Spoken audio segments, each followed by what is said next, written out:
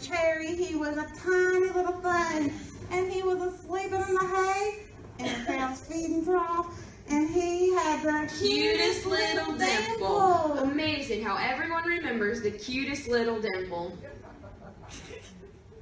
You know, Cherry. Cherry.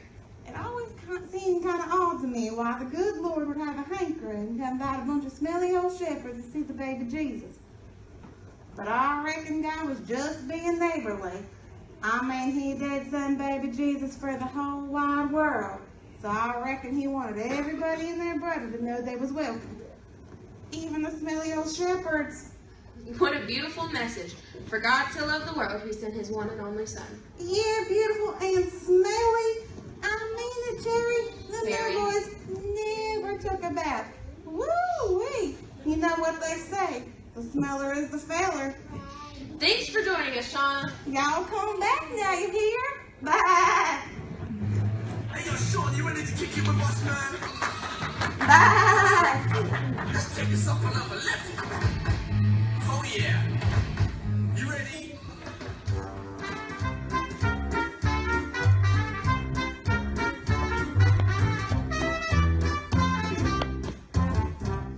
Good evening. I'm Carrie Kelly, and today on Carrie Kelly Live, we're beginning a 4-part series on the story of Christmas.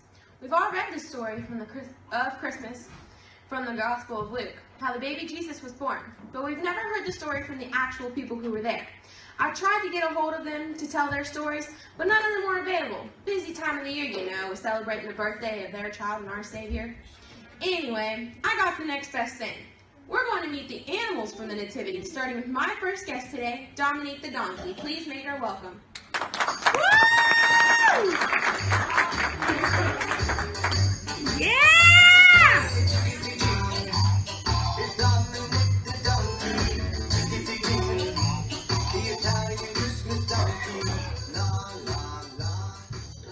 Thanks, Carrie. It's Carrie. It is. Dominique, tell us about meeting the baby Jesus. Oh, what a little sweetie, Carrie. He's the cutest little dimple. It's Carrie. So you actually saw the baby Jesus. Saw him. Terry, I carried him all the way to Bethlehem. Carrie. But I thought he was born in Bethlehem. Oh, he was. But who do you think carried his mother, Great-was child, across the desert? You're that donkey? Well, it wasn't a camel. Well, I know that. When did you realize this baby Jesus wasn't just an ordinary baby and that he was someone special? Well, that's easy. I knew Jesus was special before he was even born. And how's that, Dominique? Well, because his mother Mary and his father Joseph talked about him all the way to Bethlehem.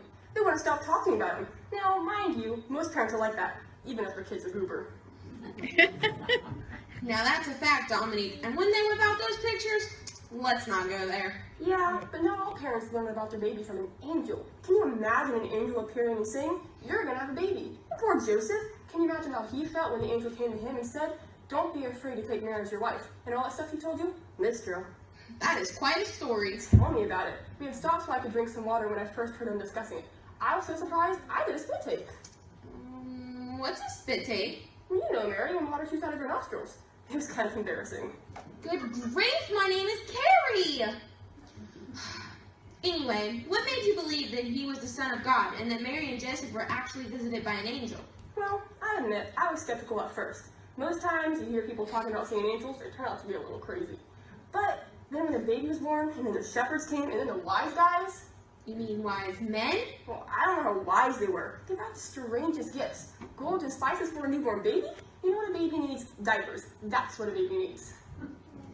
So is that when you believed, when the shepherds and wise men arrived? I believed when I first laid my eyes on that holy child. He was no ordinary baby. And he did have that cute dimple. Oh yes, let's not forget that cute little dimple.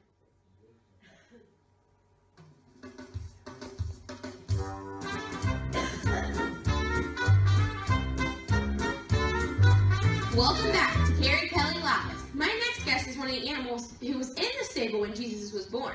Claire was born and raised on the grass in Bethlehem, and she joins us now. Please make welcome Claire the cow. Moo! Thanks for having me, Terry. It's Carrie. It is? Clara, I understand you live in the stable where the baby Jesus was born. Oh, what a a little angel face. He was so adorable. He had the cutest little coo. And that dimple. Oh, that dimple was simply adorable. So you remember baby Jesus being born? I can never forget it. You must have been thrilled to see him. Absolutely not. What? I was not at all thrilled with having a bunch of people in my house that evening. But it was... All day long, Greg the goat kept saying, the inn is filling up. They're running out of rooms. And I kept saying, no way they'll send people out here. Stables are for animals, not people. Well, you know what happened? People in the stable? A man, a donkey, and a pregnant woman who was very much in labor. So she was in labor when they arrived. Oh, Sherry, I'm surprised they made it to Bethlehem. It's Carrie. Are you sure? So she delivered quickly right there in the stable. Yes, right there in my bed. Do you know how hard it is to sleep when someone is in your bed giving birth? I can only imagine. A cow has to have her beauty sleep, Carrie, Sherry, Larry. Have mercy, it's Carrie! Oh, but when that baby was born, you just knew there was something special about him. So you knew right away. Well, the star and the shepherds helped clue me in. But yes, that baby changed everything. Even his presence made the stable feel different and awesome. Well, I guess that made having a strange person in your hay okay? Well, almost. I was still pretty mad at the innkeeper. What for? Because you don't put a woman who's in labor in a stable, especially when that baby is the son of God. That's a good point. Oh, honey, I'm full of good points. Full of crab. Milk. Yeah, milk. Well, needless to say, Mr. Innkeeper didn't get any of my delicious milk for the next few days. Folks, we've been talking to Claire the cow, resident of Bethlehem, about her memories of the birth of baby Jesus. And that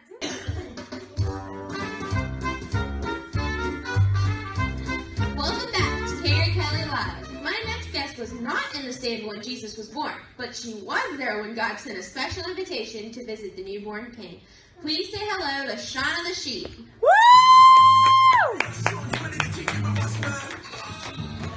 That's what I thought. Let's take this up another level. Oh yeah. You ready? You're an imposter. What you know about Shaun the sheep? Beach side on the rosy beach side. Yo, best of your herd, best of the herd. Count on him, but don't fall asleep.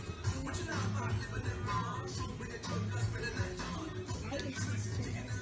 Gee, doggies, thanks for having me, Cherry. It's Carrie! Carrie Kelly! Don't you know me from the TV? Shucks, no, Cherry. I'm a sheep. We ain't got no TVs out there in the pastures. You know the one beside the still waters? Oh, is that near the Valley of the Shadow of Death? Well, dang it. No, it ain't. You ain't from around here, are you? It's over yonder near Bethlehem. Oh, that's right. You were in the field with the shepherds when the angels came to share the good news of Jesus being born. I sure was. So what was it like seeing all those angels appear in the sky? Oh, Cherry, it was so purty, very purty. Them there angels came out of nowhere, and it wasn't just one of them. Oh, no, sirree. It was a whole host of them. A host of them? Yeah, like lots and lots and lots of them. Anyways, they commenced to singing the glory to God in the highest, and peace on earth, and goodwill toward men. I ain't never heard any prettier singing than that, Cherry. Carrie. So, what did the shepherds think about all of that? Well, golly, Cherry, they Carrie. were scared to death. They were sore afraid. Sore afraid? Yeah, you know, sore afraid. One of them was a quaking in his sandal. Another one was hiding his eyes. While one of them thought them there angels come to take them to glory. He grabbed his chest and yelled, "I'm coming to join you, Elizabeth." Now, where have I heard that before? Nah, but once they calmed down and heard what young angel had to say, they was tickled pink. One of them there angels said, "Y'all should go see that thing that them there angels told us about." And then one of them shepherds said, "Y'all should go see that thing that happened over yonder near Bethlehem." So, did you go with them? I mean, them? Yes, of course I did. I had to see What do you that. remember most about it? Oh, well, Cherry, he was a tiny little thing, and he was asleep in the hay, and found his feeding trough, and he the Cutest little dimple. Amazing how everyone remembers the cutest little dimple. You know, Cherry, Terry. it always seemed kind of odd to me why the good Lord would have a hankering to invite a bunch of smelly old shepherds to see the baby Jesus. But I reckon God was just being neighborly.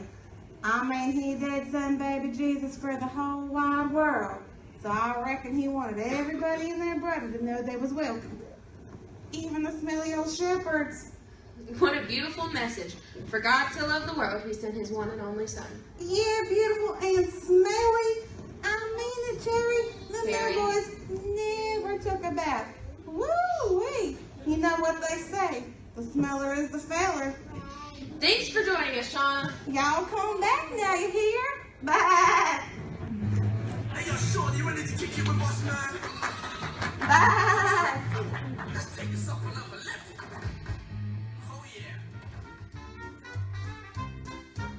Welcome back to Carrie Kelly Live. We're wrapping up our special on the story of the Christmas Nativity. My final guest today traveled a very long way to see the baby Jesus, but I think we can all agree that it was a wise decision.